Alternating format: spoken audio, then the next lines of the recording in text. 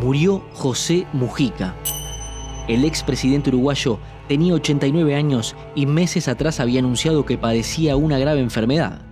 Admiradores de todo el mundo despiden a Pepe, protagonista de una vida extraordinaria. La soledad es tal vez lo peor después de la muerte. La vida de José Alberto Mujica está íntimamente ligada al campo. Nació el 20 de mayo de 1935 en Montevideo. Su padre, Demetrio Mujica, era un pequeño chacarero que murió cuando Pepe tenía apenas 5 años. Su hermana María Eudocia, 6 años menor que él, había sido diagnosticada con esquizofrenia. Y mi madre tenía un carácter muy firme, muy trabajadora. Le tocó perder a su compañero muy temprano. Esta situación hizo que Pepe de chico tuviera que trabajar para ayudar a su madre. Vendía flores. El cultivo de estas flores eran el sustento de su familia. El Movimiento de Liberación Nacional Tupamaros se fundó a principios de la década de 1960, influenciado por las ideas de la Revolución Cubana y otros movimientos guerrilleros latinoamericanos. El grupo se consideraba un movimiento revolucionario que buscaba la transformación social. El método de los Tupamaros eran los atentados, los secuestros y los golpes a comandos policiales. Pepe se unió a Tupamaros tras un breve paso por el Partido Nacional. En 1964 empezó a participar en la guerrilla. La violencia en las calles de Montevideo se agravó a comienzos de la década del 70, cuando el presidente Jorge Pacheco Areco decidió hacer frente a estos grupos. En los Tupamaros se encontró al gran amor de su vida, Lucía Topolansky. Se conocieron a principios de los 70 en operaciones guerrilleras. Lucía era una experta en la falsificación de documentos. Según registros oficiales, Mujica fue herido de bala en 6 oportunidades, aunque él siempre dijo que fueron 9 los balazos que recibió. El Pepe fue detenido 4 veces. En 2 de esas oportunidades se fugó. En septiembre de 1973, un año después de su último ingreso a prisión, su vida cambió para siempre. Mujica, junto a otros 8 tupamaros detenidos, fueron tomados como rehenes por el Estado uruguayo. Por cada incidente que la guerrilla produjera en las calles, uno de ellos sería fusilado.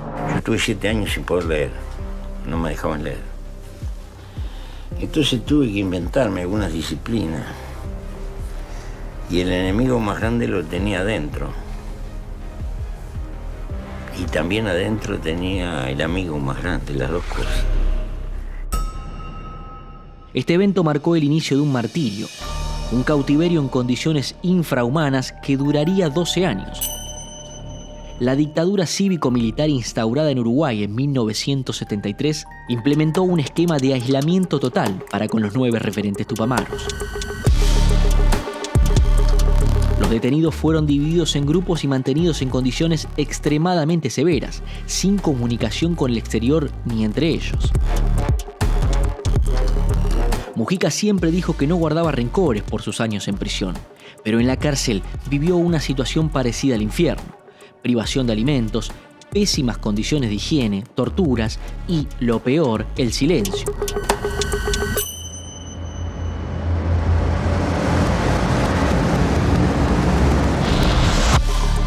Durante 12 años, los prisioneros no hablaron con nadie y estuvieron siempre encapuchados y esposados. Pepe Mujica llegó a tener alucinaciones y fuertes episodios de delirio como consecuencia del aislamiento. En los calabozos descubrí cosas como esta: las hormigas gritan. Estuve medio rayado, al final me aparecía como un dolor en la oreja y tenía una persecuta que me espiaban y con esto y con lo otro. Todo juego de la imaginación mío. Esta experiencia impactaría profundamente en su vida y su visión de la política. Fue liberado en marzo de 1985, con el retorno de la democracia.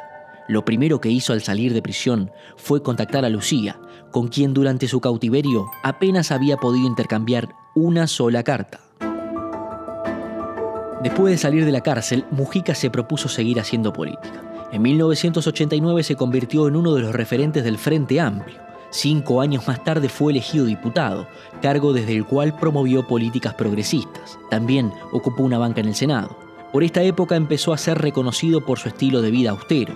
Durante la presidencia de Tabaré Vázquez fue designado ministro de Ganadería, Agricultura y Pesca. Desde ese cargo implementó políticas para modernizar el sector agropecuario y fomentar la agricultura sostenible. Pepe Mujica le ganó a Luis Alberto Lacalle en el balotaje y fue proclamado presidente electo de Uruguay. Inició su mandato el 1 de marzo del 2010. Quiero recordar que no por estar arriba, tu corazón y tu compromiso deja de estar abajo. La llegada de un ex guerrillero a la presidencia marcó un hito en la política mundial. La prensa internacional se congregó en Montevideo para seguir de cerca su mandato. Mujica se convirtió en un referente del progresismo global. Su fama se cimentó con etiquetas que él detestaba, como la de el presidente más pobre del mundo. El Pepe decía que él no se consideraba pobre, sino austero. Preciso poco para vivir. Llegué a esas conclusiones porque estuve 14 años preso y pasé cerca de 10 que la noche que me ponía en un colchón me sentía contento. Su presidencia se destacó por varias reformas significativas que incluyeron la legalización del aborto, el matrimonio igualitario y la regulación del comercio de marihuana. Estas medidas posicionaron a Uruguay a la vanguardia de los derechos humanos, creando lo que muchos han denominado una agenda de derechos.